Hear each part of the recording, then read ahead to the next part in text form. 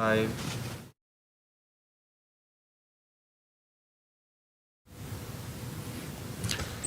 Good evening, ladies and gentlemen. Good evening, Barbados. This afternoon, Prime Minister, the Honorable Mia Moore-Motley, and members of her cabinet, as well as a number of officials, will update you on the passage of Hurricane Elsa and all that is being done. It will be a comprehensive review with a number of individuals. So please stand by. Prime Minister will begin and the others will follow. Thank you very much, Roy. Welcome, everyone, members of the media, members of the public officials of Barbados, members of cabinet, and Barbadians, whether in Barbados or overseas, because I know that a lot of people are, in fact, watching us from overseas to find out how we are doing, and I thank you for your kind expressions as well as your prayers. Both Barbadians and non-Barbadians who have been reaching out to us. This evening we want to do another update for you.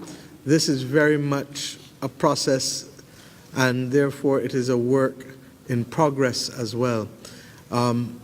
Because of the state of play, and we are less than 36 hours from the passage of Hurricane Elsa, it means that we are still very much in the data gathering and visitation stages, and therefore what you hear from us this evening represents progress from yesterday in terms of the information that we have. But as we learned firsthand today, when I was in the parish of St. Philip today, access to telecoms was spotty at best, and therefore as we moved around too in Christchurch and St. Philip last night and today, there are persons who are still calling in. They don't have access to the contacts or whatever, so we expect that much of the updates that we're giving you will continue to change and move pretty much as we go forward. The reality is that we are first and foremost lucky as a nation. It could have been far worse, but it was bad enough, and certainly one of the more challenging events that we've had to deal with in recent times with respect to climate. Barbados' last hurricane that really affected us as a hurricane would have been obviously Hurricane Janet. Thomas stood as a significantly destructive tropical storm, and Elsa is clearly up in there between Thomas and Janet as one of those events that has literally brought dislocation, anxiety, horror to too many Barbadians over the course of the last 36 hours. I've seen firsthand a lot of the pain. I've seen firsthand the fact that in many instances, yes, that the quality of construction has to be dealt with frontally. I've seen firsthand the fact that many people have lost everything,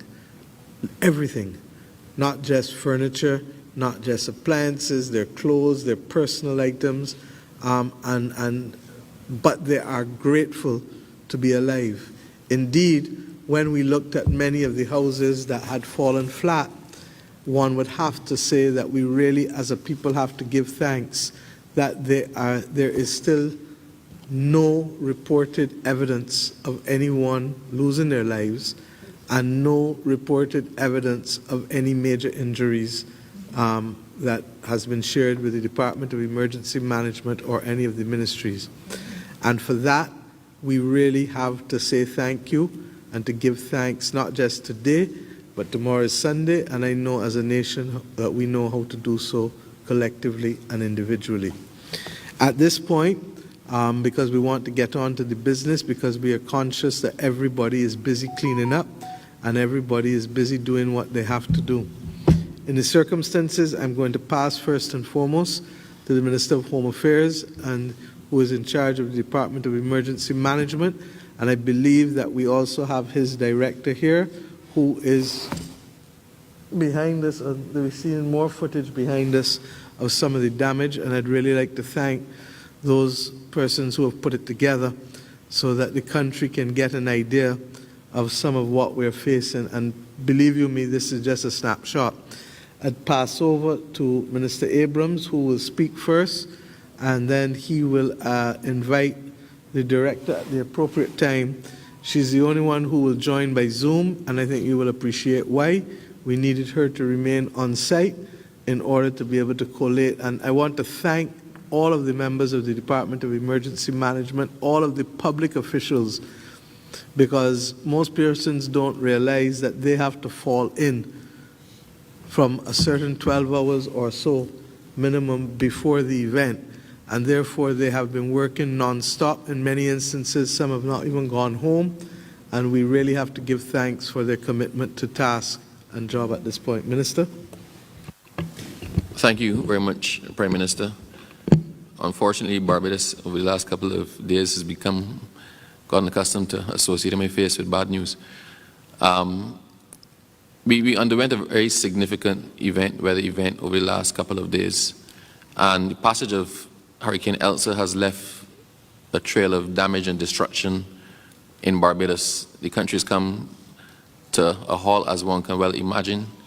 A lot of the critical facilities have been impacted in some way or the other. Barbados would know by now that we've had issues with our telecoms and people's connectivity. A lot of Barbados is without electricity. A lot of Barbados is still without water, and we've had tremendous damage to our housing stock. There are a lot of families that have been displaced over the last couple of days. It was indeed a heart-wrenching experience to be in the command center over the last 2 days and to be getting the calls coming in, people crying as their houses are being destroyed around them during the hurricane. The Prime Minister spoke very briefly about the impact of the hurricane and the fact that nobody was injured. But behind us, they were just showing a video, and you will see a lot of pictures on social media as to the actual devastation that happened. On the tour with the Prime Minister over the last 2 days, we have seen houses that were pretty much flattened. The roofs were ripped off, furniture got blown outside, all while people were sheltering inside the same houses. The fact that nobody was seriously injured and no one lost their life, considering what we actually saw on the ground, is simply amazing, and we have to thank God for that one. At this point in time, PM, I'll just turn over to the director because she has the stats on the impact of it, so Barbados can get a full appreciation of how many people were actually impacted and what the damage looked like across Barbados. This is the moving target. We are at present still compiling while we were on the ground with the PM. We passed through a number of districts where people had not yet made their reports because they had no connectivity. They had no telephone access and they had no internet access, and that is how we've been getting the majority of the reports in. So the numbers that Kerry is going to give you are numbers that we have as of now entered into the system. Some are still being entered, and there are people who, as connection is restored across the country, are now getting a chance to make their report. So we expect that these numbers will rise. But she will just give you a snapshot as to where we are right now. And before I turn over to Kerry, I just want to thank you and the team in the command center that went over and beyond. I just want to congratulate you on how this whole affair was handled and the fact that we were in a much better position to deal with what happened than we would have been over the last couple of years. So I'm going to turn it over to you, Kerry. Thank you. Good afternoon, PM. Good afternoon, Minister. Good afternoon, Barbados. And thanks very much for those words. As of 5 this afternoon, the total number of damages reported was 1,178. Of those, we had 2 instances of flooding, water damage, 7, roads impassable, 13 instances of electricity outage, 15 roof leaks, 15 fallen poles or wires, 60 house collapse. We had a total of 62 fallen trees, 85 house damage, 89 roof damage, 743, and there was also another few which looked at some other types of damage which totaled 87. So from those statistics, you would note that roof damage was the most regular occurrence. There were 743 instances of those. And as Minister and Prime Minister would have indicated, this is a work in progress. We are currently, as we speak, updating the database. It is important to note as well the house collapse, unfortunately, add up to 62. We have also looked at the information as it related to White Parish, and based on our statistics to date, we note that the parishes, the St. Michael area, as well as Christchurch, St. George, and St. Philip, seem to, the damages there are very high, and account for most of the overall damage reports. As you would have noted, the National Emergency Operations Center has been stood up since Thursday evening, and we are continuously fielding calls and working on resolutions to what is happening on the ground in Barbados. Thank you very much, Ms. Hines. If I can just perhaps contextualize it, the different categories for houses come up together to 981, 62 house collapses, 89 house repairs, 743 roof damage, and 87 with other concerns. Suffice it to say that I will ask DEM to provide you, or the others to provide you with the summary, and you will get the summary by parish too, because, and I want to thank the others, including my Director of Communications, who developed an app yesterday to allow us to be able to handle the information more expeditiously and in a way that will make sense for all of the public officers, but also for the media. At this stage, I'd like to invite the Minister Godinegel and the various other persons who will speak with him to address the issues of utilities, with the exception of telecoms, because I don't think the persons are here for that yet. Both are here? Well, we'll wait for both for that. I'm not picking sides. And secondly, he will also address the issue of the roads and the arterial access. Minister Godinegel, please. Thank you, Prime Minister. I'd ask the others, as he talks to, if we can keep a picture-in-picture at least of some of the roof damage and the other damage across the country, because we know that Barbadians are anxious to learn, but by the same token, I don't want people getting injured going and looking for themselves. So we can help you see what you can see. Thank you. Thank you, Prime Minister. Good afternoon. As we are all aware, we are experiencing some challenges with our utilities. This afternoon, we've asked the Barbados Light and Power to give us an update, as well as the Barbados Water Authority to provide us an update in respect of the water supply and also the restoration of electricity across the island. Therefore, I asked Mr. Roger Blackman of the Barbados Light and Power Company to give us an update on the status of the restoration of power.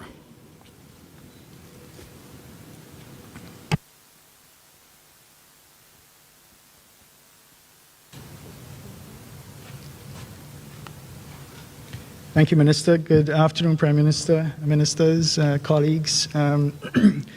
So, as of 4 p.m. this afternoon, we've safely restored supply to about 65% of customers on the island. We did experience quite a lot of damage, as we would have shared in our previous media briefings from Hurricane Elsa. Our initial damage assessment indicates approximately 200 poles will need to be replaced, 45 transformers, and around 1 kilometer of wires to be restrung. That, of course, is an initial assessment, as some of the others have mentioned. We're still doing assessments in the field as we go out there and make repairs. We're tracing lines and circuits, and as more information comes in, we'll be able to give even better estimates going forward. At this point, we're aiming to have at least 80% of our customers back within 48 hours. And the focus continues to be on those areas that are considered emergencies or critical, safety being a key factor. And after that, we're focusing or paying a lot of attention to big clusters. And once those are in place, then working our way towards the smaller feeders, smaller clusters of customers. We have had examples where, or received calls where a customer may say, well, my street is off, but I'm seeing the streets on either side or the block across the road on. An example would be like Dover Terrace. Yesterday I was having a conversation a little earlier with someone here. And the issue in those instances is that we are looking at restoring a feeder, so closing a breaker and supplying a big area. But within that area, there may be small arteries that feed off of the main lines where a branch may have come across a line and tore it off, or a fuse may have blown. And so even as we restore, there are those small pockets that we may not get to immediately, because we're using those resources as efficiently as possible to get as many people on as quickly as we can. So while a big area may come on and there are small pockets and you may see your neighbors on, it isn't because we've forgotten you, it's just we're deploying the resources as efficiently as we can to get as many people on as quickly as we can. So I wanted to share that because we are getting quite a few calls like that. The type of damage that we're seeing is similar, or in some instances worse than we would have seen for Tropical Storm Tomas. Of course, this was a Category 1 hurricane as it passed over us, and so that isn't surprising. And during Tomas, we did get about 90% of our customers back within the first week, and then it took us a week or a little more than that to finalize and get everyone back on. So I say that just to say those are the sort of timelines that we've seen in the past for similar events. Our crews are out there today. You'll see them in the field, and we are encouraging customers to continue to call in. We're collecting all the information, and we're using that in the control center to dispatch our crews as efficiently as we can. There is an app that we've created called ECI Restore. You can download that from either the Apple Store or the Google Store. And what that allows, we use it internally for our own damage assessment, but it allows customers as well to enter information. There's drop-downs. It's very easy to use, and that allows us, again, to get a very good picture of what is required out there and to respond efficiently. So, again, we apologize for the inconvenience, and we ask that you be patient with us as we work to restore power to those that are still affected as quickly as possible. And on that note, I think I'll pause and hand it back over to the Minister. Thank you very much, Mr. Blackman.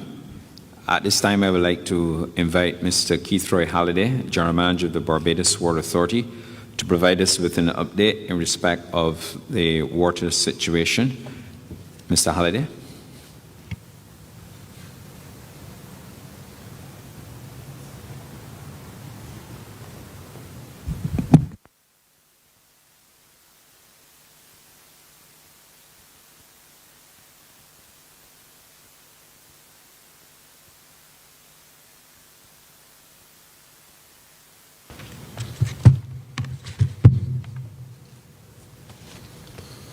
Thank you very much. Good afternoon, Prime Minister, ministers, invited guests and media, and those who are listening at home.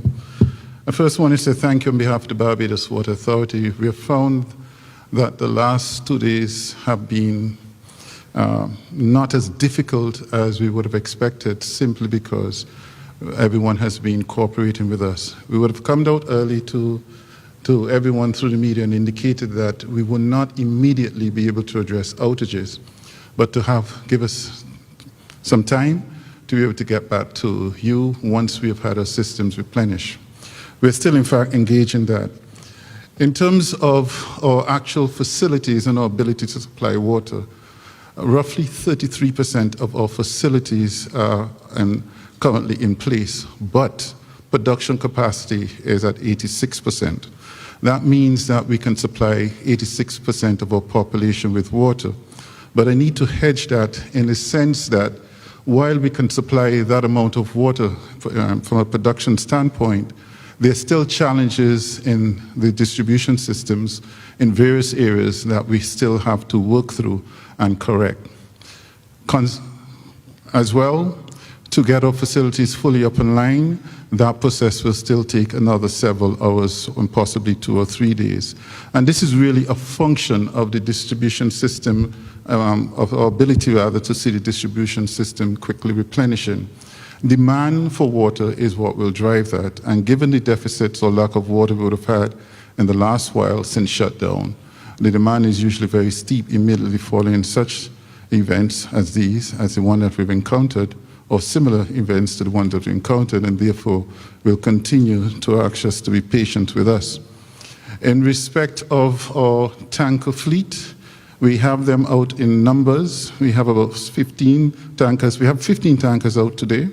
And I need to speak to that a bit, given the expectations that have been out there and the comments that we've seen on Facebook. Previously, we had 12 tankers in our fleet, of which only 7 or 8 were operable in any given day. We have since increased that to an operation to being 15, which means in any given day we can have 15 available. We have a number of other tankers that are quickly coming on stream. Even today and tomorrow, we're working to make sure that those are the appliances that are attached to them, the piping that is attached to them, becomes operable so that over the next several days to week, we can have much more tankers deployed. I needed to explain that because we've had a number of questions raised as to why tankers are coming in and they're not yet on the road. And there's a process that they have to go through, not only in terms of being serviced or being made suitable or to be able to service our customers, but also in terms of the different types of additions and adjustments we have to make to them. So we appreciate your understanding as well where that is concerned.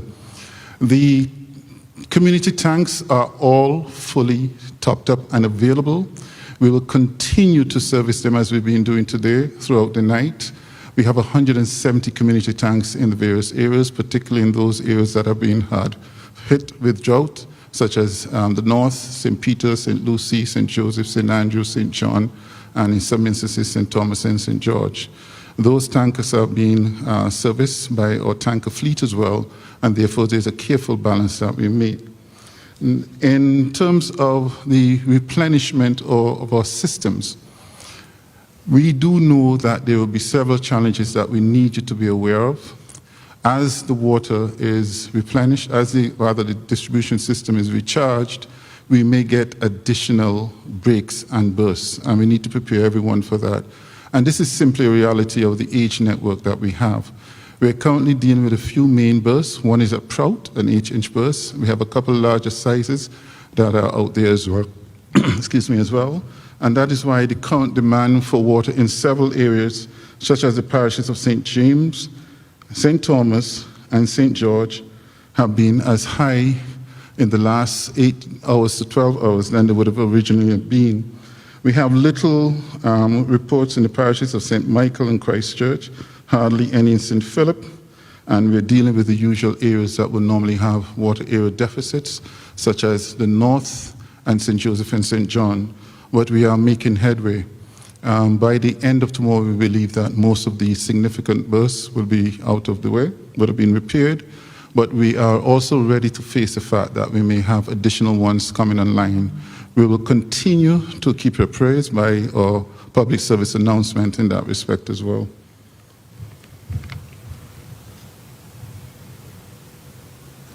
Okay.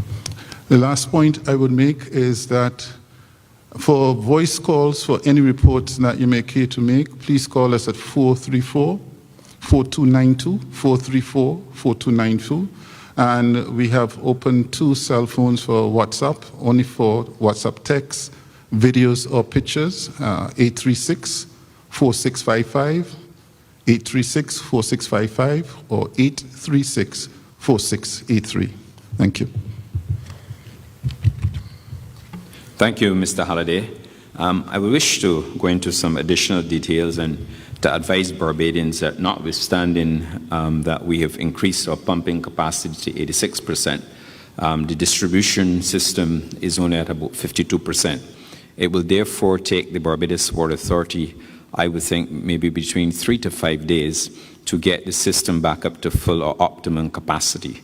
We were advised about 3 to 4 hours ago that the ionic system, which went down, is now back to full production, and therefore the challenges that we're experiencing in parts of West Coast, going down to Trent, going back to St. Thomas, that some of those issues, and parts of St. Joseph, that some of those issues will be brought on, that is water supply challenges, will be brought under control. The other issue that I would like to expand on has to do with our move to purchase additional water tankers for the very strategic distribution of water during times like these. What has happened is that the Barbados Water Authority, even though they took possession of the tankers, there's a process which we have to go through in terms of the sanitization of the vehicles, and that process is ongoing, and therefore we are deploying those water tankers as they complete the desanitization process. I would also advise you that we have given the mandate to the Barbados Water Authority to expand, since we received the all clear, to expand the times for the distribution of water to communities in Barbados, because we're well aware, and we do apologize and empathize with those who are experiencing water shortages, that we are going to deploy those water tankers across the, only during the day, but also at night, to ensure that Barbadians have water. And that is being done by the Barbados Water Authority. So I just thought I would put that into some context in respect of what we're doing. Yes, it is challenging. It continues to be challenging. But the men and women at the Barbados Water Authority are working around the clock to ensure that we get the optimum transmission of water to all Barbadians. At this time, we also have the other members of the utility grouping, comprising the telecommunication companies. I would therefore ask Ms. Marlene Seeley of Flow to give us a brief update in respect of what's happening. And also after Ms. Seeley, we'll ask Mr. Rommel Sargent to provide us with an update on behalf of Digicel. Ms. Seeley.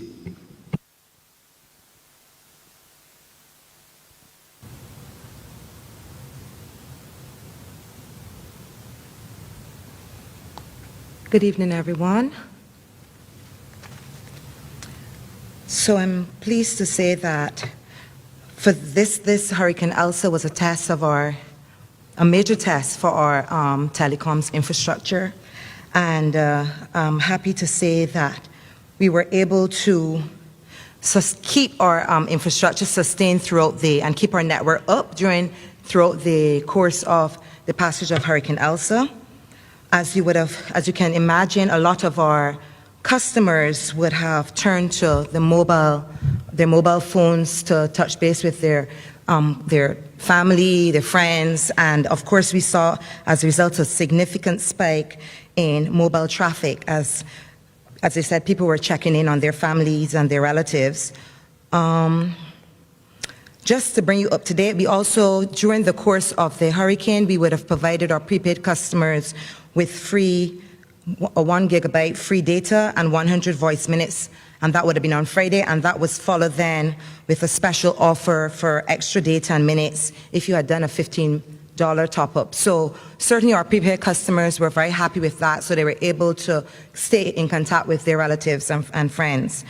But just to bring you up to date on where we are now, so our fixed network is stable. However, 39 cell sites are off air, mainly across St. George, St. Philip, and the Lower Bridgetown area, largely due to power outages. As you know, our mobile sites are powered by electricity, so as a result of the power outages, they have gone down. In some instances, we have our generators are now currently working to keep some of our sites up. We're in the process, of course, of collating reports of downed lines and fallen cables, and our team continue to carry out a damage assessment, obviously after the all clear was given, and this has continued. We only have 4 of our own poles that are down, and the majority are due, of course, to trees falling on them and on the cable, and because of the electric company poles as well, snapping. Our technicians are merely conducting assessments, drive-throughs in allocated areas to report any drops, cables that are down, and making safe any issues that they find throughout the network. But for the most part, we're happy to say, as I said, we have Cable and Wireless would not have experienced this in Barbados before. In some of our other markets, a Category 1 hurricane, pretty major for Barbados, and for the most part, our network stood the test, and we are really happy with that as we continue now to do the necessary repairs to the down cables and aspects of our network. Thank you very much. Thank you very much. Mr. Sergeant.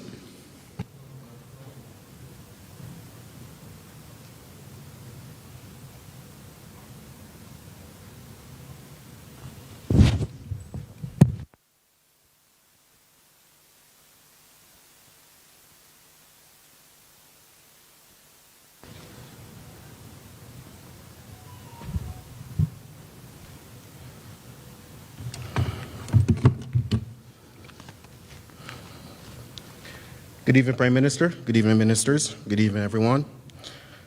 All right, so I'm here to report on Digicel's challenges throughout this situation that we're facing right now. We have a total of 98 sites, and out of those 98 sites, we have 20 currently offline.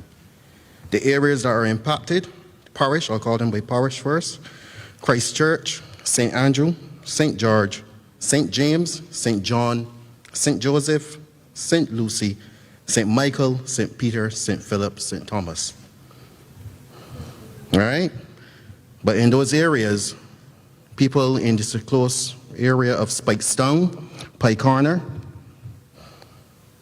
Belle Plaine, Bordered Hall, Mullins, Black Bess, Holetown, South District, 6 Roads, and in the Marleyvale area and surrounding areas. We also have in our home and entertainment areas, majority of them are off obviously due to power, but if you have power in the area and the service is still offline, I would ask you to contact us via WhatsApp at 826-5372. If you have any reported areas that are still offline, or should I say impacted despite your power is back up, please contact us via WhatsApp at 826-5372. Again, we would like to apologize for the inconvenience. This was a first for us as well, but we're trying our utmost best to get the service restored to you as quickly as possible.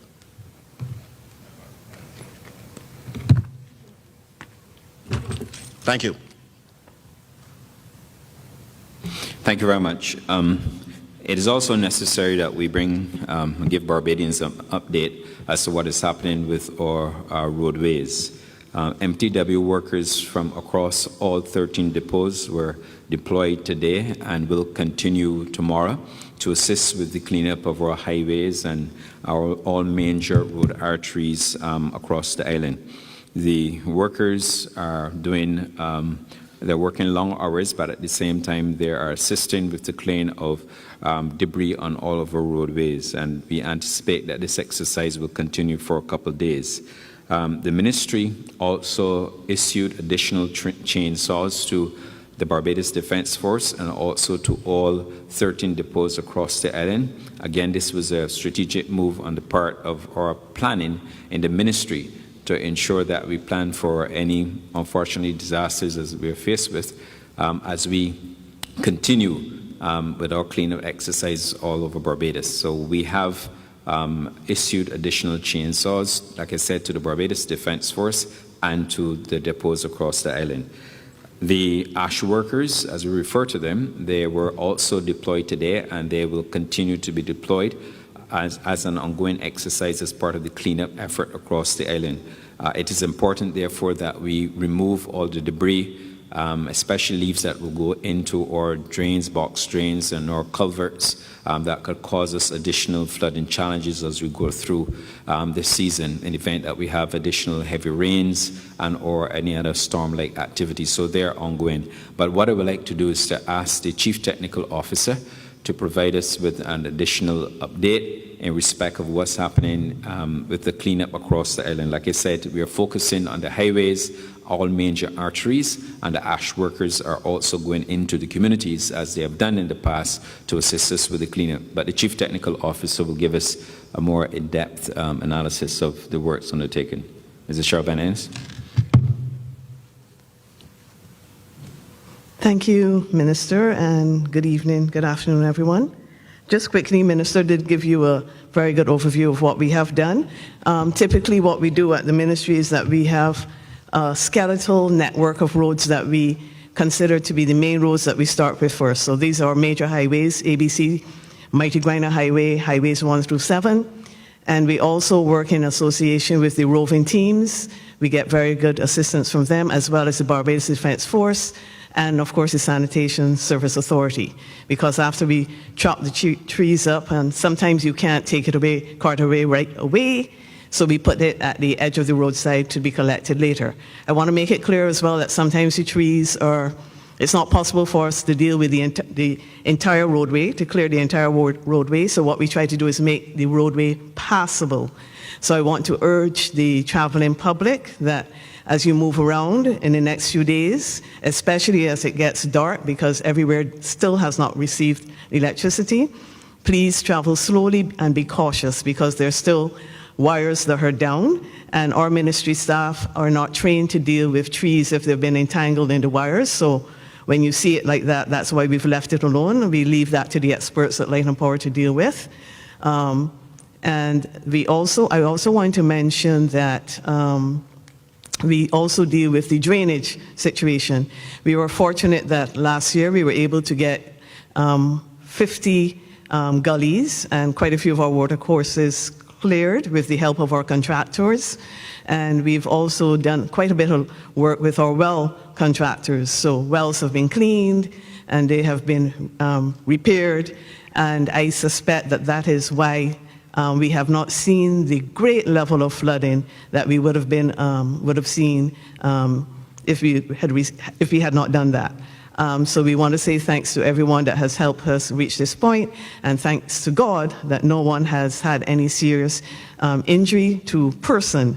All the damage that so far that we've received has been to property, and you can replace your property, but it's impossible to replace a human being. So I want to caution you again, as you move around Barbados, please travel cautiously, because it's still a dangerous place, because there are still things left in the roadway. Thank you.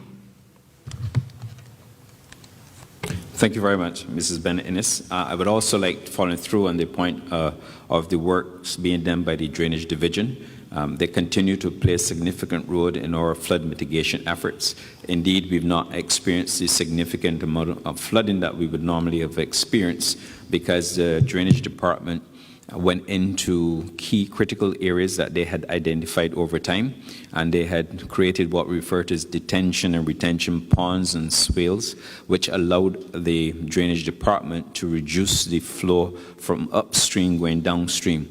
We've captured a significant amount of water which will go back into the aquifer to obviously help us with our reserves and the aquifer system. So that work will continue throughout this period. There's no stopping in terms of the well cleaning. We've added additional well contractors to assist us not only with the cleaning of wells, but also with the acquiring new and additional wells in areas where we've been experiencing flood in the low-lying areas. But when you look back to a couple of years ago and see what happened in Speightstown, Wotton, and other areas, the works within the drainage department, they continue to pay significant dividends for Barbadians, and we would like to thank them for all that they do along with the staff at the ministry.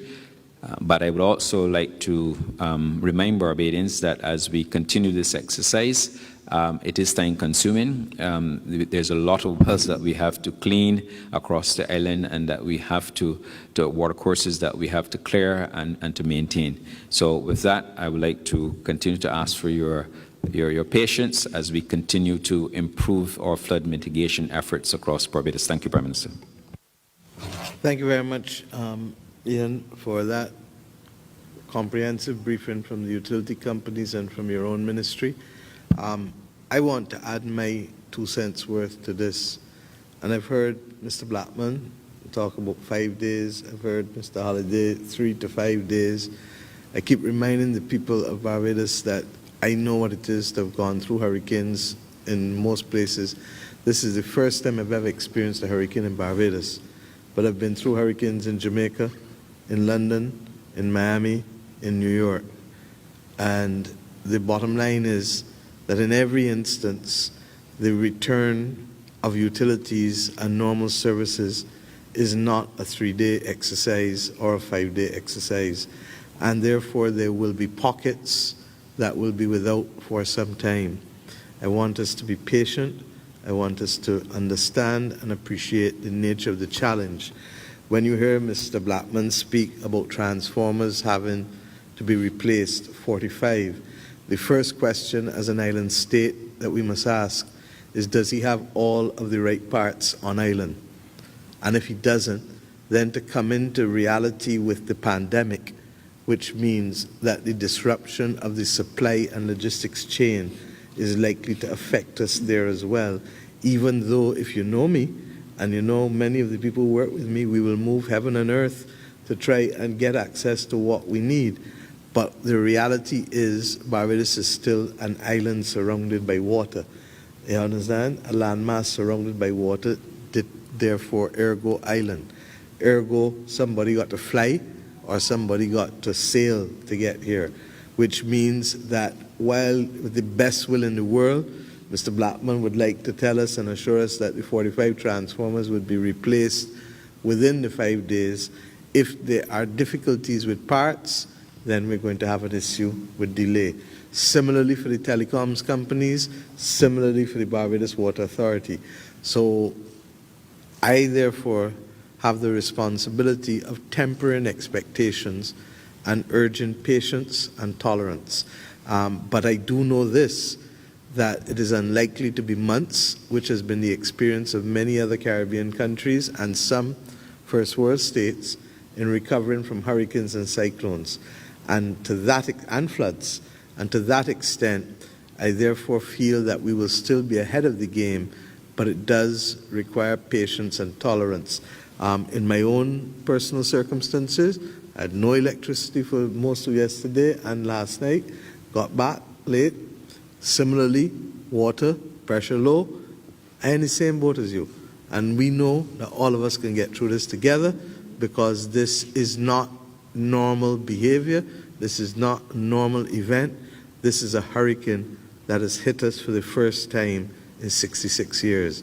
So please, with that, I'd like to invite Minister Duguid, please, to address the issue. You would have heard me speak to the fact that we need, in some manner, form, or fashion, to address 981 and rising housing issues that have different combinations and permutations, from complete destruction of 62 right back through. Minister? Thank you very much, Prime Minister. And I also have to add that, like you, I've also had no water, no electricity, and no access, because there was a tree blocking where I live, and 80 houses in that area had a tree blocking. And I want to thank the roving rapid response team, as well as MTW, for finally getting that tree cleared. And I'm told that Light and Power tells me it will take about 5 to 6 days to get the the wires restrung because it's quite a long length. So I think all of us have to recognize that it is a difficult time for the country, and we all have to be patient and recognize that people are working flat out 24 hours a day to restore as much of the services as possible. And we recognize that it's a difficult thing, and it is some territory that a lot of us have not worked in before, and that it will be a learning curve as well. With respect to the housing situation, you'd recognize that 700 I think was the last count, houses have had roof problems. And what we intend to do, firstly, I believe it's 48, within 48 hours, we're going to try to get as many of the houses that are total rebuilds started. And we're dividing that between the Urban Development Commission, the Rural Development Commission, and the National Housing Corporation. And there are certain geographic locations for the Urban Development Commission and Rural Development Commission, and we'll be following those. With respect to the National Housing Corporation, we'll be doing the houses that are wall and wood, masonry and carpentry together. And those obviously will need a little more engineering works, and those will be the ones that the National Housing Corporation will tend to. More importantly, Prime Minister, as well, when we rebuild these houses, we'll be very specific and focusing on using roof straps and strapping the house to the foundation as well. Because I think a lot of the houses that we are seeing problems with over this last problem, both with the freak storm and with the hurricane that has just passed, is a lot of houses did not have hurricane straps, or those that may have had some type of hurricane strap did not also have the strapping from the foundation onto the house itself. So we're also going to be embarking on a program and monitoring and assessing as we build rebuild these houses, that they have the appropriate hurricane straps and hurricane structures.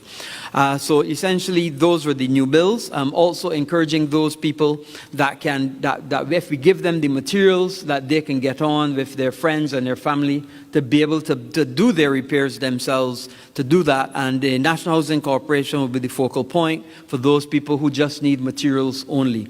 As I was in the constituency of Christchurch West today, vast majority of people told me that once we provided the materials, that they would be able to get on with the repairs only. Obviously, this is important because with 700, by the time we're finished, maybe 800, that we're encouraging people to do that. So between the total rebuilds and those that need materials only for minor repairs, we also have a major repair program. And again, the UDC, the RDC, and National Housing Corporation will also get involved to do the major repairs. But minor repairs and those that need materials only, those agencies and the National Housing Corporation. That is essentially what we'll be doing. It is a mammoth task. Please work with us, bear with us as we work through it. We're collecting as much as information as we can, getting as many of them assessed as possible, and we're going to hit the ground running to get as many done, together with those from this storm and the freak storm before. That's it. Thank you for addressing that, because as you would recall, with the freak storm, I think we had about 167 houses Correct. that had reported damage. There's some overlap, but not a lot, but so not it adds numbers. completely. So when we take that along with the 981 reports, you're well over 1,000, probably over 1,100 actually, in terms of housing solutions in some manner, form, or fashion that are required, from minor repairs, as you heard William say, to major repairs, and therefore the combination, we are saying where people can do their own repairs among the list that is in DEM. This is, of course, after the Department of Emergency Management has done the assessment, the interview, and has certified that these houses are the ones that clearly need support. The collapse houses, the reason why we can move with that immediately is that a house collapses like cards on the ground. So you don't need any further assessment to know that that has gone completely, and it was there 2 days ago, it is not there now. So that is why we're moving with such alacrity. And may I remind the country that the laws of this land allow for emergency procurement in the event of an emergency, and urgency, and specialized services or equipment, and if it is urgent. There is no doubt that this is urgent because these people have nowhere, no shelter. There's no doubt that this happened in the first hurricane in 66 years, which is a crisis. So the ones, however, for repairs require actually a little more effort because you have to do the assessment. And those assessments depend not only on the geographical location to determine who takes the lead, but it also depends on the state of the repairs that has to be done. And to that extent, we will be moving and bustling over the course of the next few days to make sure we get all of that data. At this stage, I'd like to invite Minister Cummins to speak to the issue, because I referred to the fact that we're an island, we're cut off from the world, and therefore the state of the airport, and with respect also to its functioning, and for those who are hoping to get in or out, if you can address that for us, please. Thank you. Thank you, Prime Minister. Good evening, everyone. Good evening, Barbados. I'd like to start by expressing the appreciation of the government, and in particular the Ministry of Tourism and International Transport, to the team at the Grantley Adams International Airport. As Prime Minister said earlier, these are team members that stand up before the event and remain in place throughout the passage of the event and then afterwards, and they have been continuously in place since 8 o'clock the evening before the storm passed Barbados, and they remain on duty now at the Grantley Adams International Airport.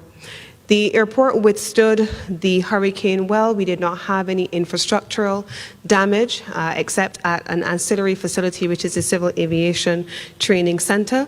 But we subsequently did experience water damage coming in through one of the areas, which resulted in an electrical fire in the airport facility.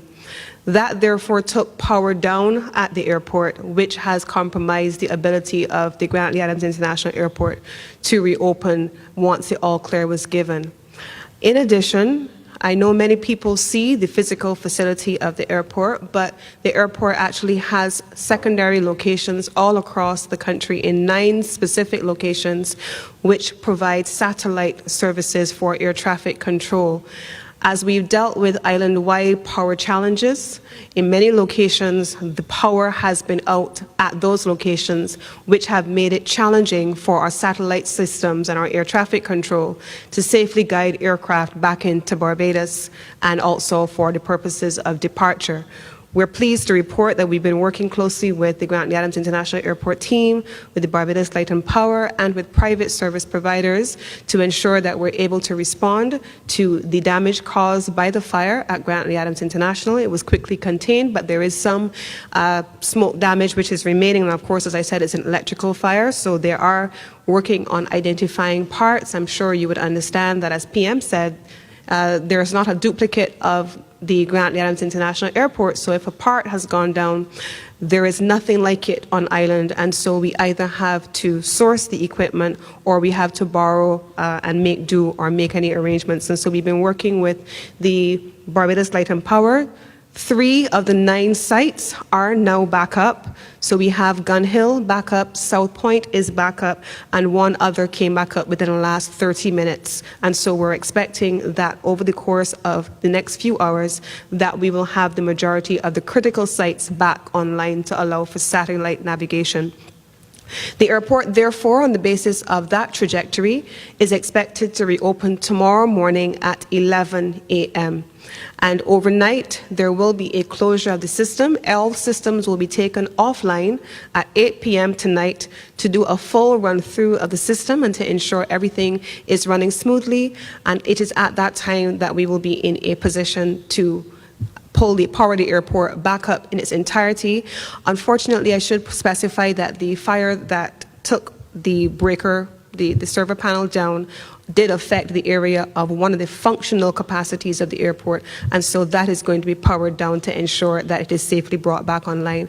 And I would want to take the opportunity to say to visitors and travelers, persons who are inbound to Barbados and those who are traveling outbound, we expect that once the airport reopens tomorrow, we will resume full service at the Grantley Adams International Airport. The Chief Medical Officer has already advised that for those persons who were meant to travel into Barbados and who would have taken their tests, that there are arrangements being put in place to facilitate and to remind that all testing still will take place on arrival at Grant Adams International Airport to ensure that we are still in compliance with all public health protocols for travel purposes. And so I want to thank you for your patience. I want to thank you for your understanding, and we of course take the opportunity to apologize to all of our visitors on island who have been inconvenienced by the storm. But we want to thank you for weathering it out with us, and we ask you to make contact with us at any point that you find yourself in need of any assistance. Thank you. Thank you very much, Lisa. So that we begin to see that this is very much a multifaceted thing. What I haven't addressed here, and perhaps we should, but we literally are waiting, the reports on the government buildings. The only one that we definitely know for sure so far, the Civil Aviation Training Center lost its roof, and the acting head of the public service, Mr. Cummins, is here. I don't know if he wants to just address that and the fact that we're waiting for more data, but also address what is expected of public servants on Monday. Mr. Cummins, thank you.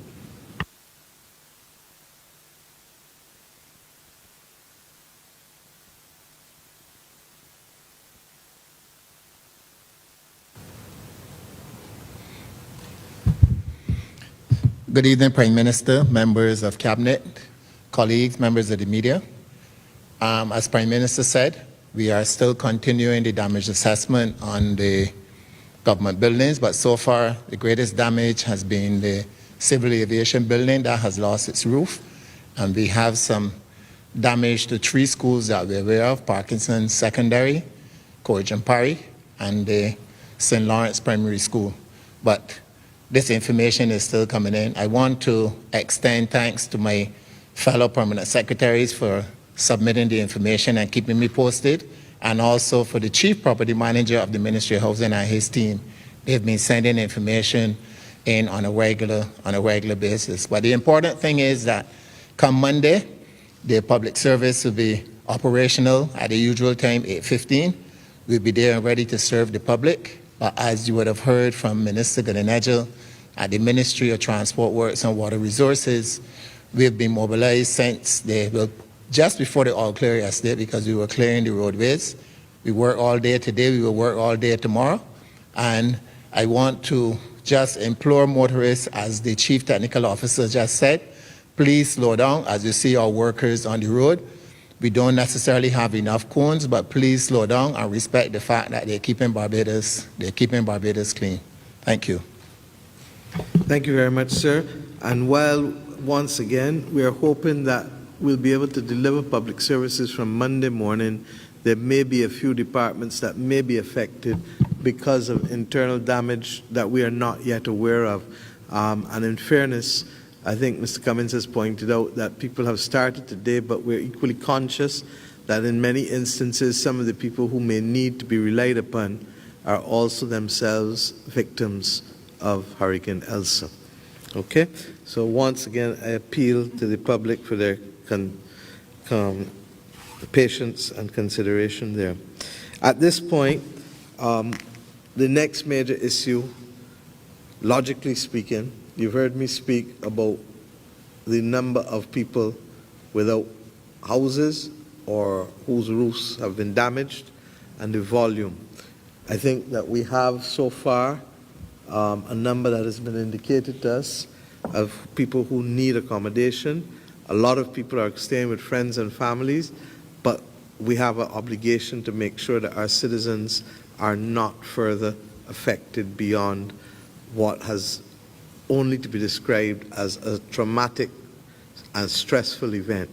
And therefore, the Ministry of People Empowerment will speak, Minister Ford will speak to the fact of some of the things that have to be put in place while Minister Duguid, UDC, RDC, NHC do their work. People still living and still have to function. Minister Ford?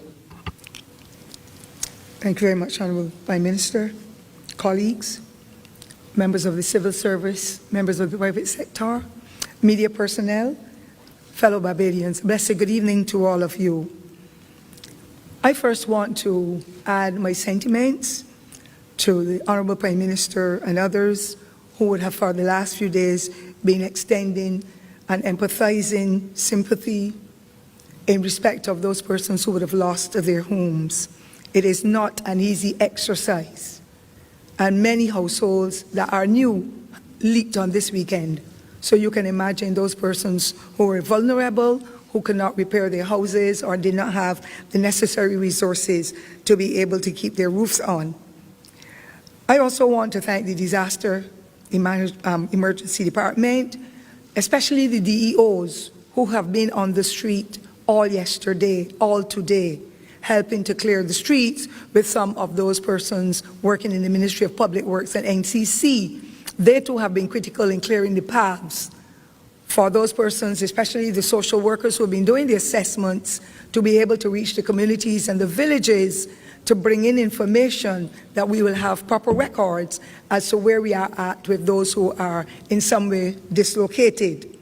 The roving teams, volunteers, government officials, they have all been on track and helping us to be able to chart the course going forward.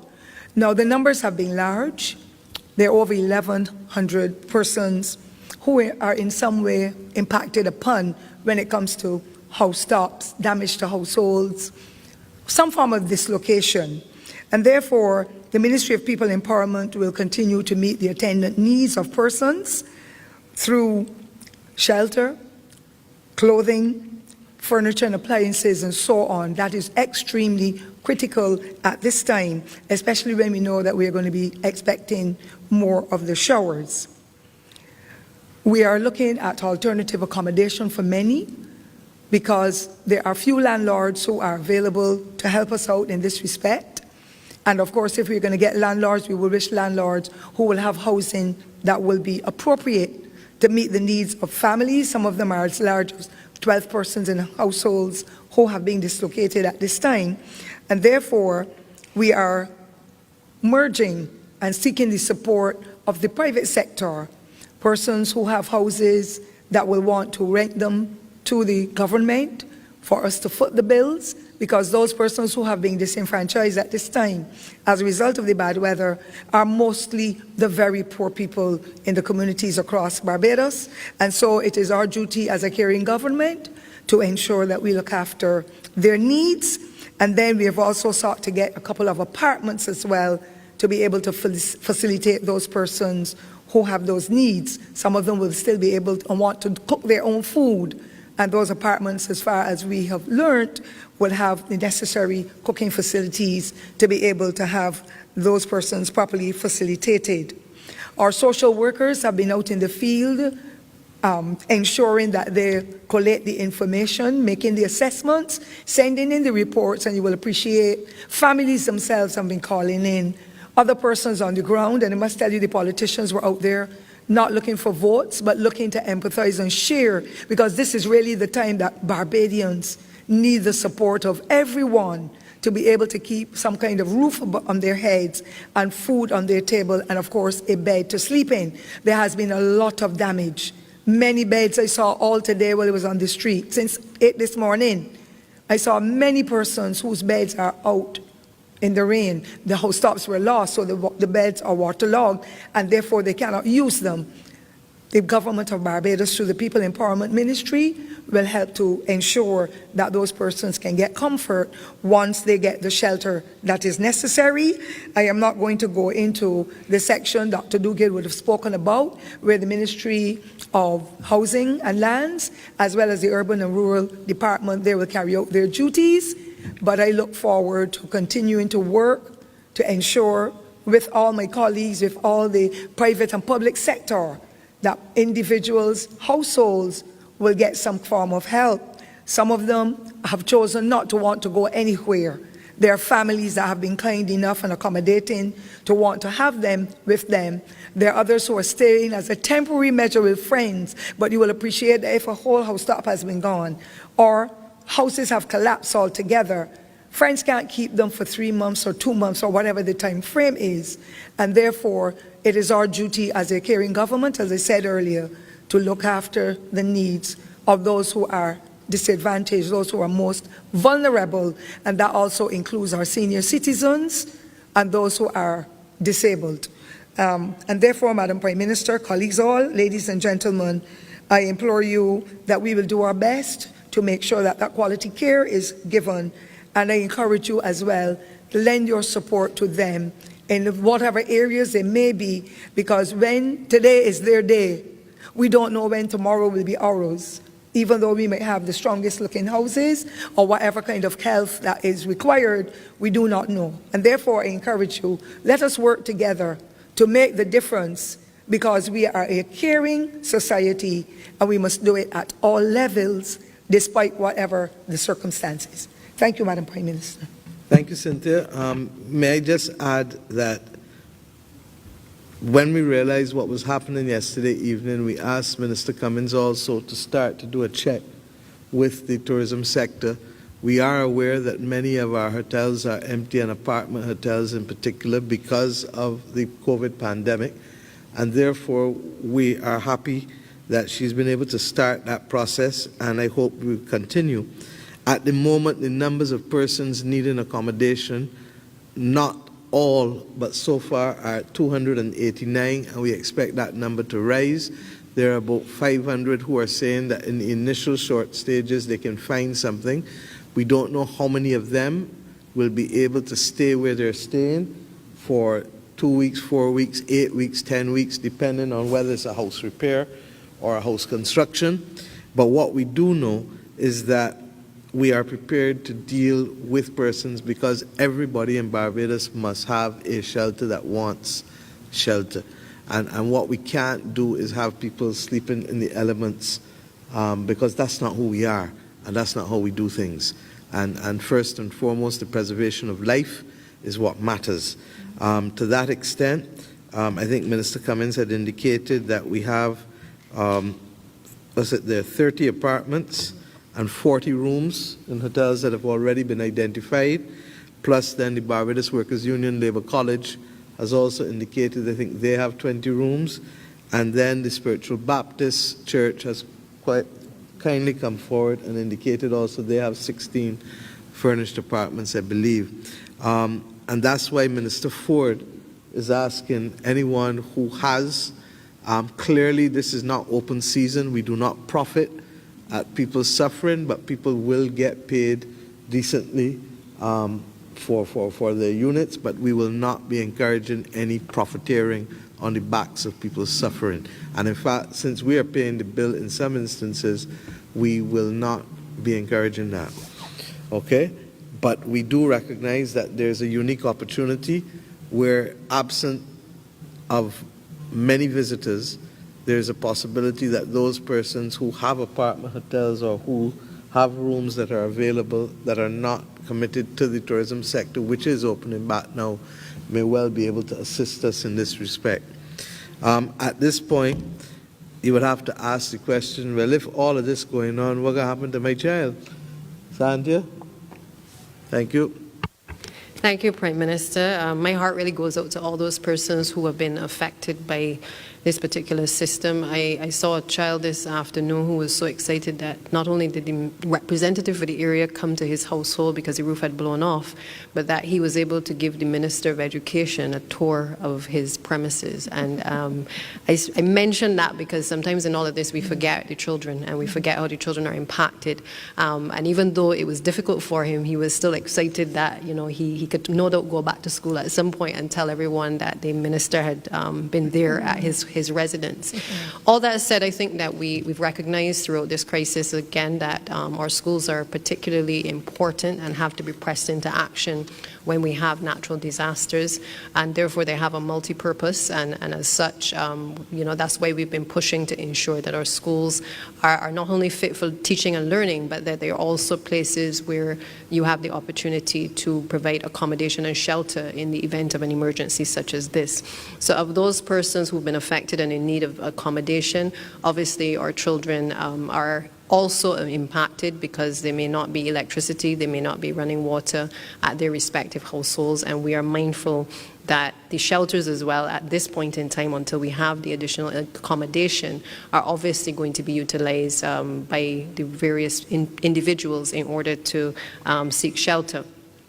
At the moment, we have a number of public shelters that are open, Connelltown House of Prayer, St. Christopher's Primary, the Lodge School, Blackman and Gollop Primary School, Lester Vaughan, Gordon Walters, and many of them are being pressed into action as the need arises. There are a number of people who, within the last 24 hours, may not have come forward initially, but more are coming, especially as MPs are on the ground. The persons from disaster emergency have been assessing the damage, and the truth is I'm also finding that there are people who, because of the lack of electricity, have not been able to report fully to the disaster emergency and to representatives, what is happening. So I think that those numbers are possibly likely to increase as well. And we will make the accommodation and press into action those shelters as the need arises. The Barbados Defence Force would have provided meals to individuals in the shelters yesterday. The School Meals Department has been pressed into action from today and will continue to do so until there is no longer a need. We would have stood up the shelters today in order to provide the breakfast and also lunch for a number of those individuals. And of course, in all of this, the schools have not been spared in terms of the damage. You would have heard earlier some issues at Foundation School, Parkinson as well. But we've estimated at this point about 50% of the schools have no structural damage. However, there's minor damage that is presenting itself across various plants. We've got windows that are missing as a result of the heavy wind. We've got water intrusion in some of the classrooms. There's been damage to the guttering and to the pipes. There's also been missing light fittings and fixtures, and of course some minor roof issues. There is a lot of water damage in some areas. At one of the schools, Bay Primary, we have some damage to the water tank. At Erdiston Special School, the ceiling fell in one area, and there's structural columns that have been impacted and damage to the water tank there. Gordon Walters, we have windows that are completely out at this point. And Luther Thorne, there's been the roof off from a section of the school, and also at St. Catherine's as well.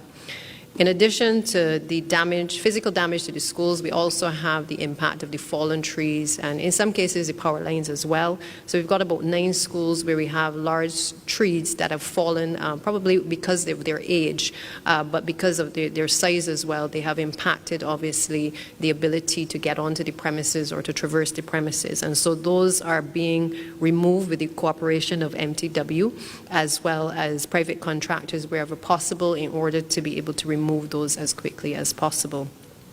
While all this is ongoing, we've had the generators refilled by both of the companies, Rubis and Sol, just to ensure that we continue to prepare for any future eventualities as well. And at our secondary schools, we have generally the reports of the large branches as well falling at most of the compounds, similar issues to what we have presenting at the primary schools. At Granley Allams, we had some downed electricity and telephone wires, which are being attended to. There was major damage at the Corrigan Parish School. Several roofs are off. There's been water intrusion, fallen trees, and debris across the school plant. Windows have been blown out from the prefab classrooms. Some exposed soft stone, and a number of ceiling tiles also have been removed by the weather.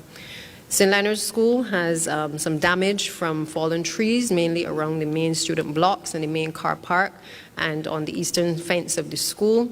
The industrial arts block has been affected, and computers and monitors at the school have also been impacted and damaged by the rain. So for those who may wish to help us to replace those, I will make the plea here for the necessary assistance.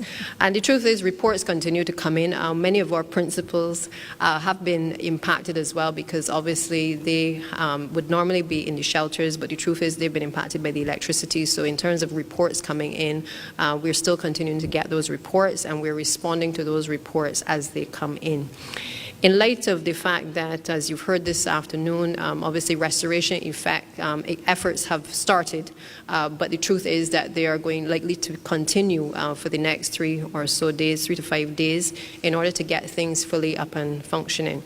We therefore are of the view that given the impact on some of the students and certainly on their families, the dislocation that may be caused as a result of persons moving, whether from the shelters into accommodation, private accommodation, that we're not an unreasonable government, and therefore, while we believe that students have to be online or be in a face-to-face environment in order to learn, we want to obviously give sufficient time to the relevant authorities to be able to handle their business and to get things in order over the next couple of days.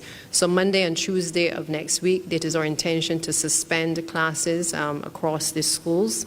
All students, however, will go online from on Wednesday and Thursday. As you know, school is ending next week. It is the last week of term, but we believe that even if the students are not able to interface fully in this environment, there are some who can, and those who can will go online. Some teachers as well may be affected, but those who can should still not be deprived of the opportunity to at least wrap up the term.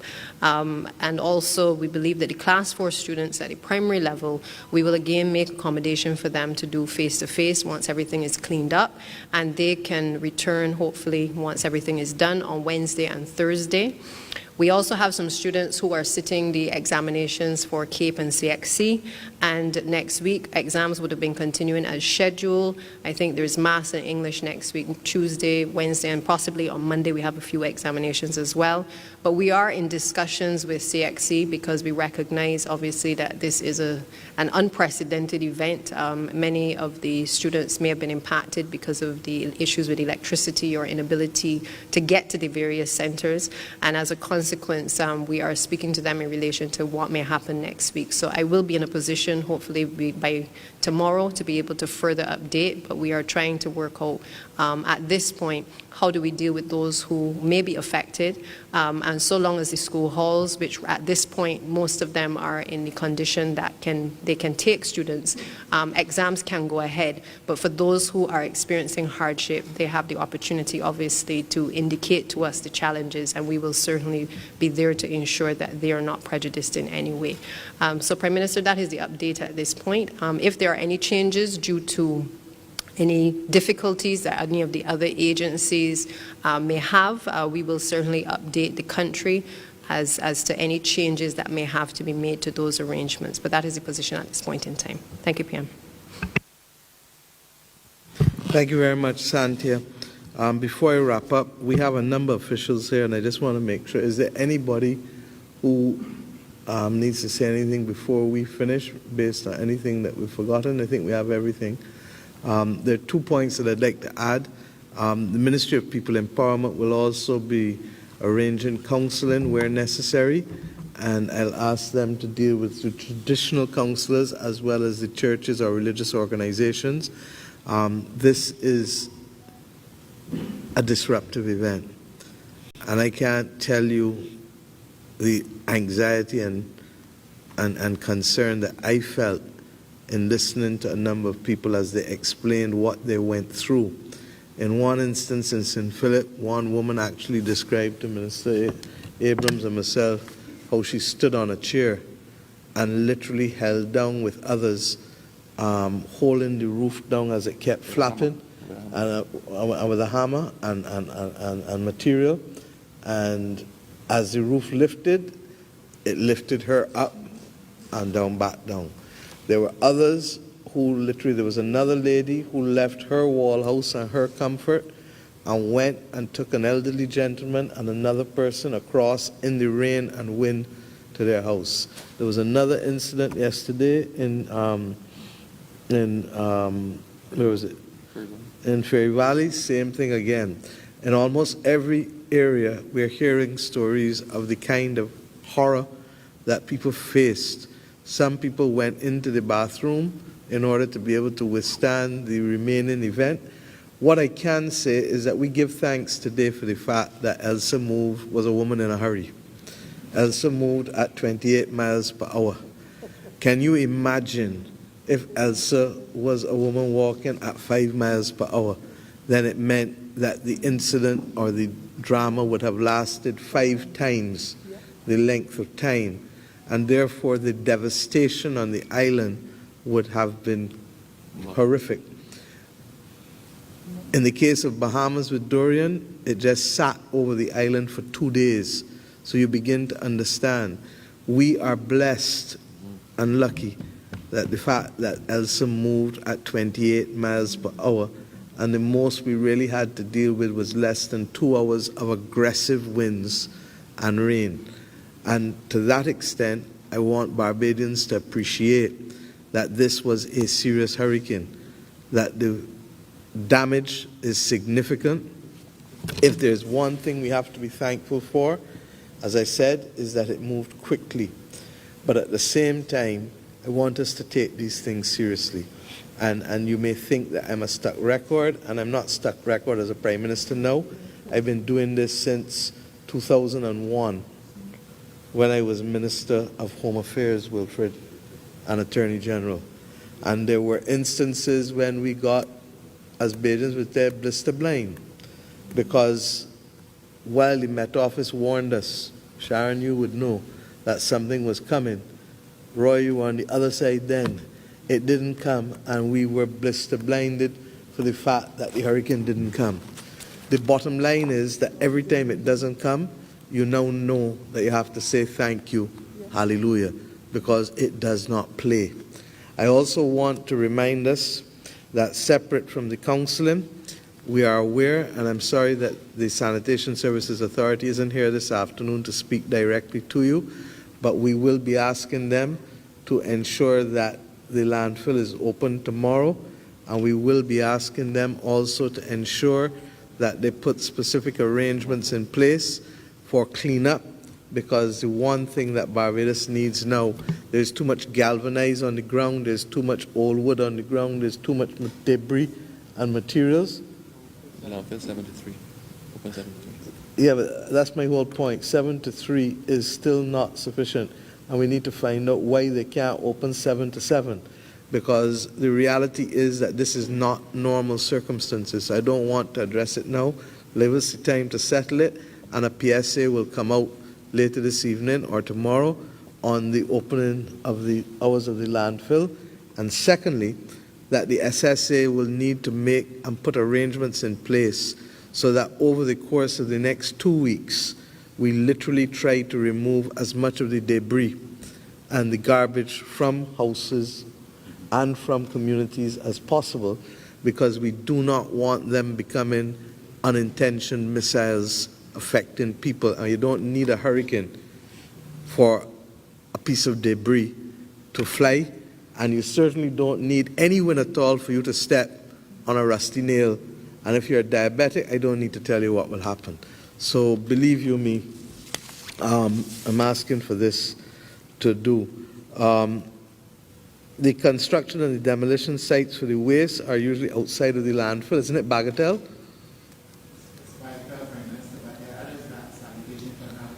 Okay. The head of the public service is advising me that besides Bagatelle, that we will advise you through a PSA what will be the other sites that will be made available for the construction and demolition debris, so that that may be brought. And as I said, with respect to some instances, we know that certainly those who can afford to carry and who want to get their places around them clean, please proceed. Those who can't, we will then, if you put your information into the DEM, then DEM can transfer it to SSA to see how we may assist you where possible. I'd like to also address the issue of charitable donations.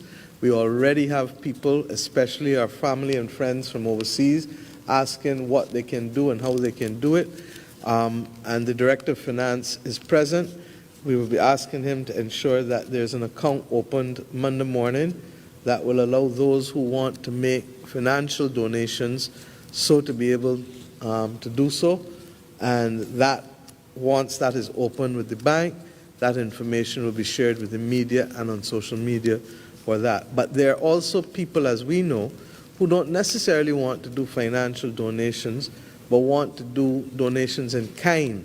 The government will work with civil society and will designate a few entities to receive on our behalf. And Minister Colin Jordan, who is responsible for the third sector, will address that hopefully on Monday and let you know who are those designated entities that we will ask to help us with and why. Because when we have a better fix, people lost the clothes, people lost everything, people need things from scratch. And we don't want it to be just a case of aimless donations. So we want the 48 hours too to be able to give them an idea of the kinds of things that we believe that people will need, and then to have some kind of site done up that will allow people to say, I am intending to donate this, so that people will begin to almost feel frightened to say so, because I never get married yet, but almost like a wedding registry. You understand? Or a baby shower registry, where people can say, look, this is what, because we want to minimize the damage and the wastage as much as possible.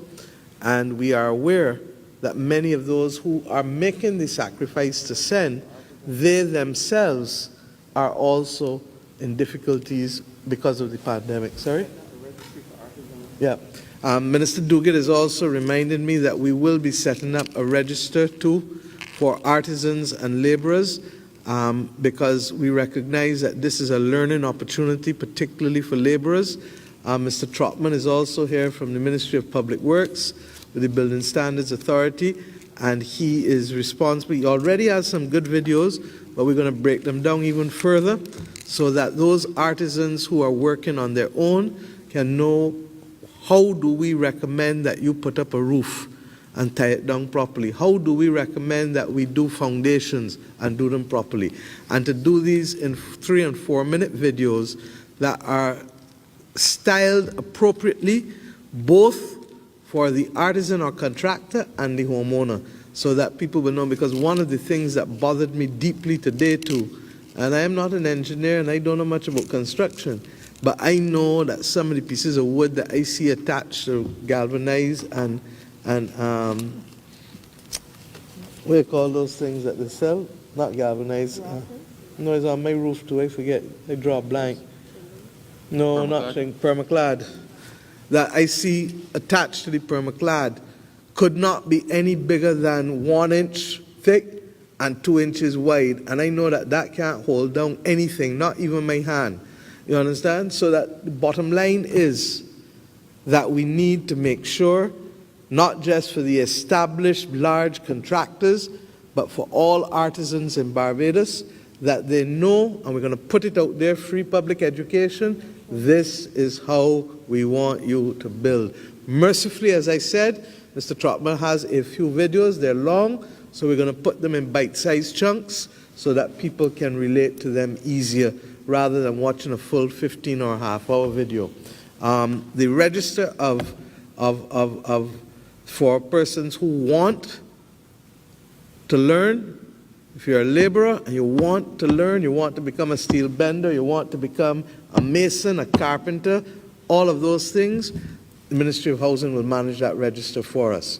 And we hope that with Santia's ministry and the training board, that we use this exercise of building these houses. And this has nothing to do with government's main housing program. That's going on and will continue. But this recovery effort, that we use this also as a training moment as we go forward with this. So you will get the details on the account from the Director of Finance on Monday. You will get the details on the in-kind donations from Minister Colin Jordan and the designated entities that we will be using to help us coordinate that distribution. And we will also have the register between the Ministry of Education and Technological Training and the Ministry of Housing, hopefully make sure that we turn this into a silver lining, because with every cloud comes what? A silver lining. And the matter as it relates to financing, I think you see the Director of Finance here, you see the Permanent Secretary in the Ministry of Finance, you see Dr. Greenidge, and you see Minister Strawn. Rest assured, we understand that it takes cash to care, and rest assured that the government will exercise all due diligence. But there are some things that we have to follow up on. We do pay CRIF, the Caribbean Catastrophe Risk Insurance Facility. When we had Tomas, we got, I think, a payment of $5.8 million US. When we had Tropical Storm Kirk, we got a payment too, I can't remember how much, but it was in that rough vicinity too. I think it was 5.5 US at the time, about 11 million Barbados. And we anticipate And that's why we ask people to call into the DEM or let us know so that we can ensure that all damage is appropriately recorded in one central location, whether it is housing, infrastructural, or otherwise, so that we can manage our finances appropriately and make sure that we can appropriately account for all that we're doing. The point that I'll make as we end, I said it yesterday, but I'm not sure how many people heard me, and I want to contextualize it again. This country has been tested in the last 18 months in ways that have been untraditional. We have had the worst pandemic that the world has seen in 102 years. We've had the worst ashfall that this country has seen in 119 years. And we've had the first and worst hurricane in 66 years. We are doing all of this against a decade of implosion economically, which led to our having to undergo debt restructuring and enter an IMF program. It is the challenge of a generation. It is the challenge that this nation must embrace if we are to build forward for our children and grandchildren a better and stronger nation than that which we inherited. I have every confidence that we are up to that challenge. And the truth is that with each one, I see a side of Barbadians, and I see an empathy, and I see a desire to fight, and I see a resilience, and I see a consideration that some may argue even that this has brought out the best in who we are, and in a very real sense, if we do nothing else as we leave this moment in time to hopefully better times, we remember and recall that this is why we need to stay grounded and to value the things that we value most and not those that we became distracted with globally and nationally with respect to how life is to be lived. That is why we hear people talk about building forward better. That is why we talk about building in green, a green recovery. That is why we talk about protecting the blue economy and our reefs and things that have gone. All of these things are the things that we are going to be fighting for. But above all else, the empathy and the care that we are our brothers and our sisters' keeper. And that, as Cynthia said earlier, today for me and tomorrow for you. And as we heard, as we talked to a lot of the people who got help, in every instance, what did the neighbors tell us? Man, we couldn't left him because he was there for us, so and so. Or the man who tiled the lady's house and told her, don't worry, when you can pay me, if it take 2 years, 4 years, you pay me. She rescued him thereafter. In every instance, it is the quality of relationships within families and the quality of relationships within communities and the quality of relationships among friends that has made the absolute difference with how people walk away from each of these three disasters: the pandemic, the ashfall, and now Hurricane Elsa. And I ask this country to remember we will never have 100% consensus. But let us focus and fix the things that we can fix. And let us recognize, and for those who feel that this is a silly season, I say don't turn a brush. Don't turn a brush. Because if you feel that this is a silly season, and that I have that luxury to be distracted by a silly season, when Bajans don't have houses, or when Bajans are fighting COVID, or when Bajans are fighting to clean up ash, then I say you are welcome to the delusions in your head, and I have nothing more to say. But for the rest of Barbados who are ready to work and ready to put this country back on a track that allows us to continue to stand tall, because we stand tall in terms of what we want and our comments and our values, etc. But we've been hit, and the best way to deal with a hit is to dust yourself off and get back up and continue the march and the battle. And I have every confidence that this is who we are, And this is what we shall do. I'm going to pause and ask for questions. We've been here long, but by the same token, much has happened in the last 36 hours that requires our attention. Colville? Yes, Madam Prime Minister. Just three brief questions from me. You know, one blow is kill old cow. I'm not sure if that's so in St. Vincent, but it's so in Barbados. So one at a time, Skipper. Okay, Madam Prime Minister. Firstly, I know that you're still in the assessment phase of things. Do you have an idea as to the damage in the cost sense? Is it in the tens of millions or hundreds of millions? Colville, if I gave you an answer, it would be to help you sell papers. And since I'm not here to help you sell papers, I'm going to reserve that answer until the appropriate people, I pointed out the Director of Finance, the Permanent Secretary of Finance, Dr. Greenidge, Minister Strawn, and all of the line ministries will feed in their assessments. I give you the assurance that, and even in the database that we did yesterday, we put in a specific column to deal with the costs. We are now in a position, for example, I think there's a supplementary coming for the ash, and it's not even the complete thing, but we know that that is more or less in the vicinity of $20 million, but it doesn't contain everything. Now, if I tried to tell you that figure in April, I would have been pulling it from a hat. And I've tried to make sure that this government operates on the basis of walking not just by faith, but also by sight, because sight is what will determine realistically what we spend. But it is significant. I would not call it devastating, because I've seen other devastation in other hurricanes, and this is not going to be the girl who cried wolf. But having said that, this is the most significant damage that I have seen in this country in the 30 years that I have been involved in public life. Okay, and final questions from me. Walking around with you today, we would have heard a recurring theme from homeowners: no insurance, no insurance. Firstly, how concerning is that to you? And secondly, with regards to building codes, do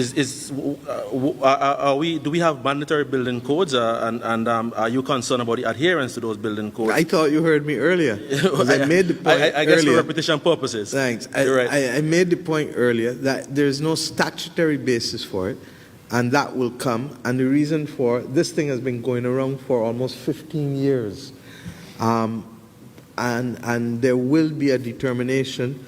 And I've asked the Minister to help us have that determination, not today, but I asked him before, to have that determination by the end of this year with respect to the legislative framework. Why? Because there are those who believe that to have another layer in the process will only delay everything considerably. But as a lawyer, I've learned to deconstruct and reconstruct. And therefore, one of the things that we started discussing just before COVID came, in fact, it was on the other side of this building when we had this special colloquium in November or December of 2019, literally just before COVID, on the issue of resilient construction.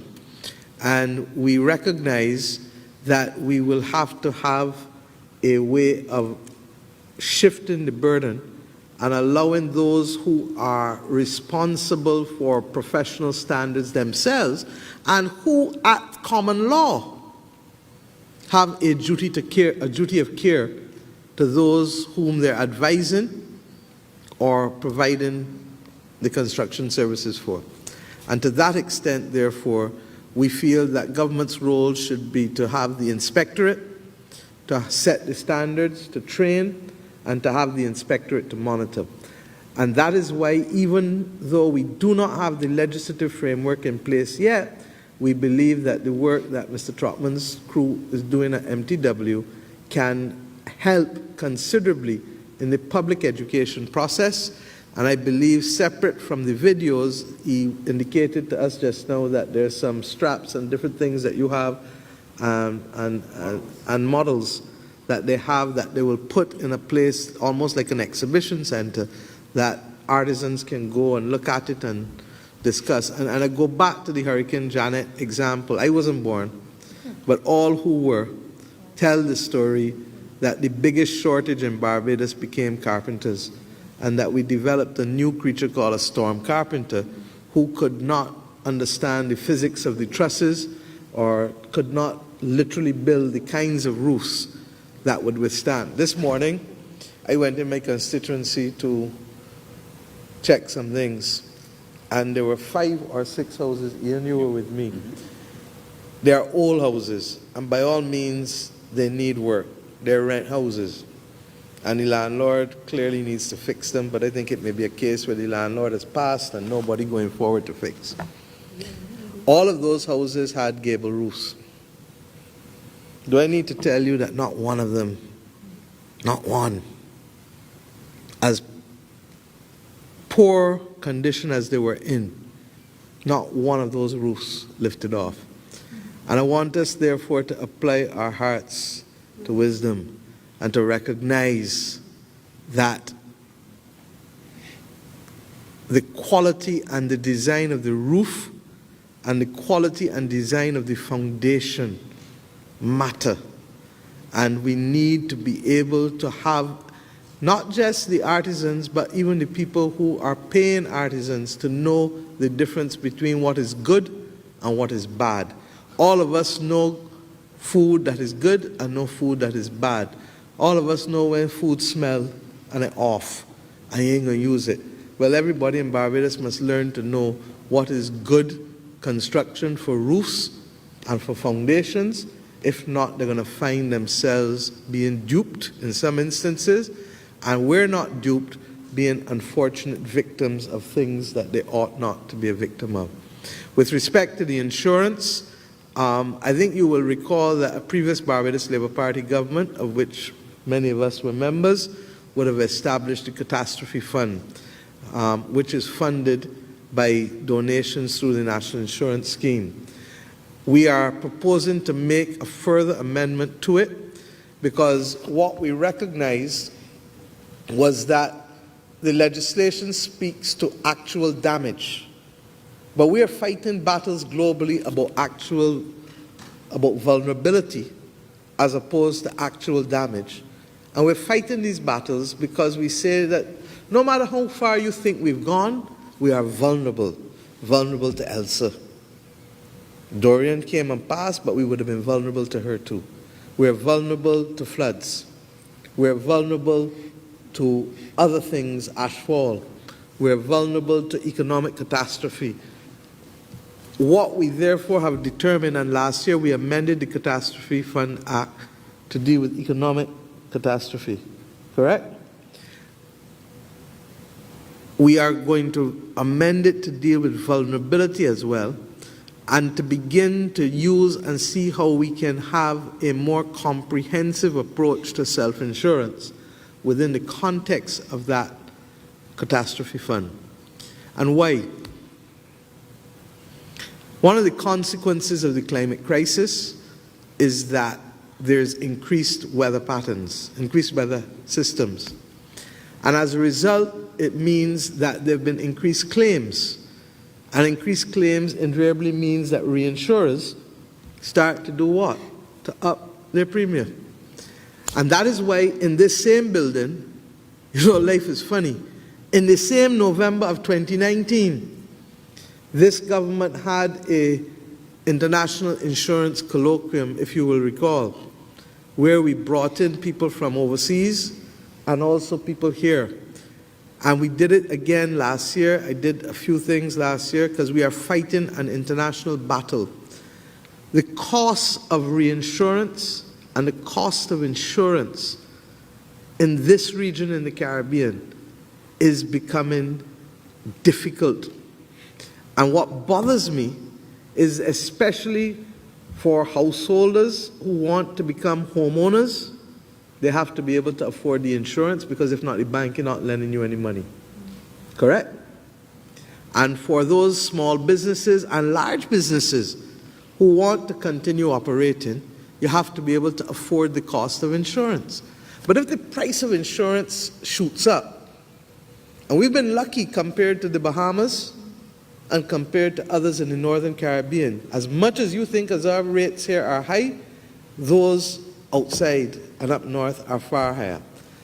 But what we need to do is to recognize that if we don't resolve this problem, not just in the Caribbean, but for all small island developing states that are facing the climate crisis, the cost of doing business and the ability to do business will become either prohibitive or impossible. And why? No bank is going to lend a hotel any money unless it is insured. But if the cost of insurance is prohibitive, then it makes it difficult for that hotelier to be able to afford it.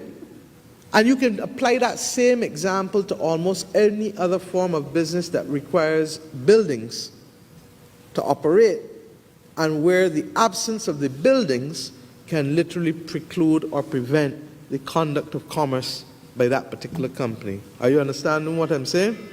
So this is an issue. It's a very unsexy issue, but it is a very critical issue.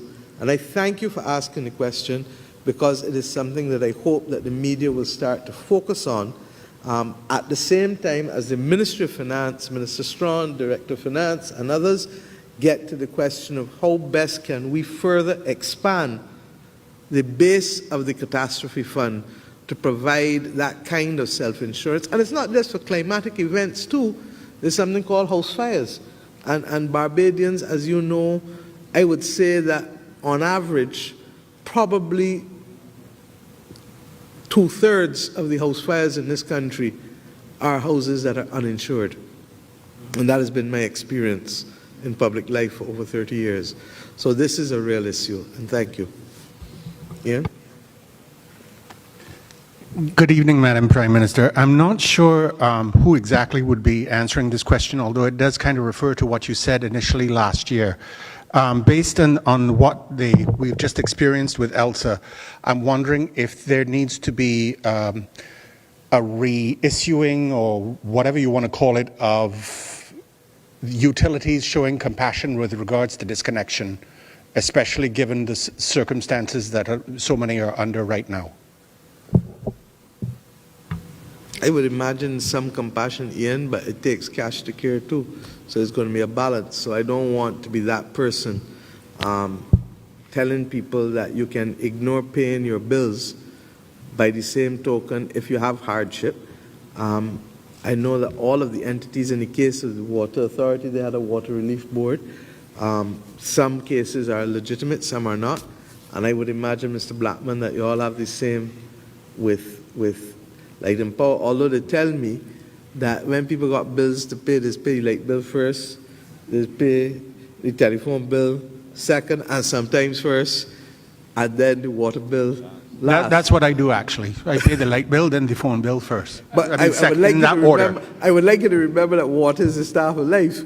So if I were you, I would pay water. Thank you. My next question, based on also this whole thing, would refer to the Minister of Education. Does the current circumstances affect the 11+ in any form or fashion? Thanks, Ian. I think I kind of addressed it. We've said that before we would make priority for the students who are sitting examinations. That hasn't changed. I think the 11+ students are all geared up. Obviously, some of them may have been affected, but that hasn't come to the fore as yet. But we are seeking for the rest of this next week, to be able to allow them to at least return face-to-face and then continue to prepare once the school's plants are in a condition that they can continue.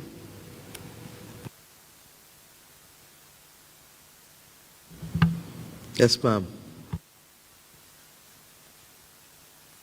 Lee Dong, but as you can tell, given the situation in St. Vincent, when there was a crisis and persons were in the shelters, there were outbreaks.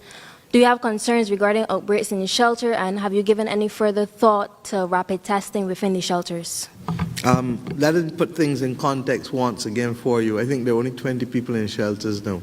And we accept that it's going to be difficult to keep people in shelters because of the public health crisis. That is why we're going as far as possible to dealing with alternative accommodation where people can protect their space, for want of a better phrase. And because of the example of what happened in St. Vincent and the Grenadines. So this is a case of us not wanting to be penny wise and pound foolish. And it may well, therefore, be better to put persons, particularly since some people may be there for weeks, rather than believing that you can have people living out of a school hall at the very time that we have accommodation available in different forms in the country. Okay? Let me also say on the COVID matter, look at who is here. With the exception of Santi and myself, this, and to a lesser extent, Lisa, the rest of the ministers here do not sit on the COVID-19 committee, subcommittee, cabinet subcommittee. And I've deliberately kept them out of this because drunk or sober, what do we have in the world? A pandemic. Drunk or sober, they have to get on with the business of making sure that Barbados does not drop the ball with respect to the pandemic. And that is why I continue to have the utmost confidence in Minister Walcott, Minister Bostic, the AG, and all of the others, Minister McConney. And as I said, Santia, Lisa and I, well, Santia and Lisa serve on that, and then they report to me as necessary. I am taking direct responsibility for the recovery effort. I anticipate in my head, and I'm sharing this with you, I've given myself a marker of 6 months to be able to resolve all of these issues, or as many of them as possible. And I have no difficulty in saying I fell short or I have succeeded. So the import of that is that we will keep accounting to you for what we are doing. But realistically, it is going to take about 6 months to deal with the consequences of Hurricane Elsa in Barbados. Okay? Any others? I think everybody knows now that it's time to get off the road and go back home and fix up. I'm sure the media got areas around you to clean up and fix up. And I know the public servants and the ministers do as well.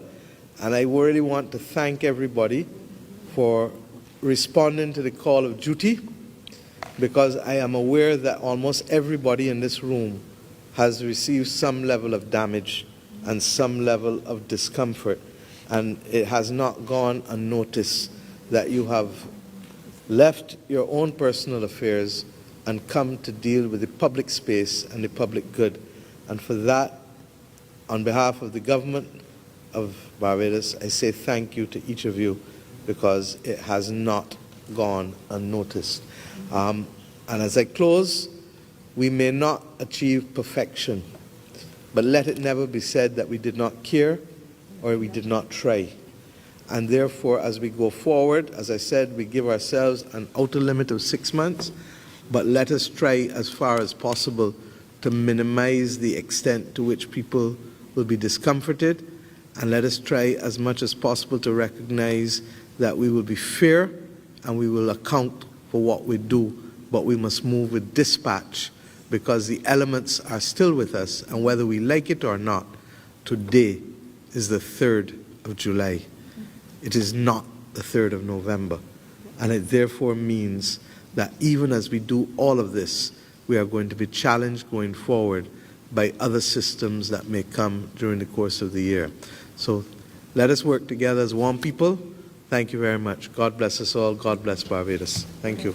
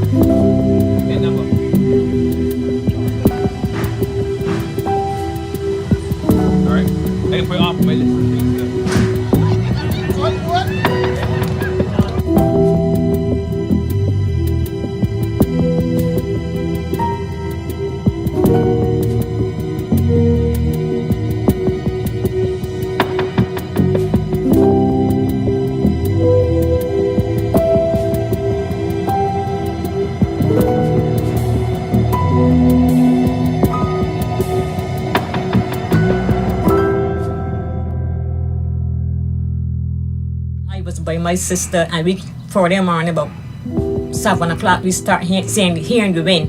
It's something that I never experienced before. And when we see all the houses start blowing and coming down, flattening, then after about 9 o'clock, I come home. And when I see the message, so you hear everything full of water. Yeah, it wasn't that easy. This is really a bad experience for me because all I could do is cry. You know, but then I see the other houses over here, the roofs going and good thing I had Elvis with me, and he helped me clean up and stuff like that and move around things. But the main thing, I have life. The experience I experienced was real rough because I could hear the wind howling and booming. But I still ain't give up. I still stand put. The top started to come to pieces and things like that there. But I stayed with me and camp.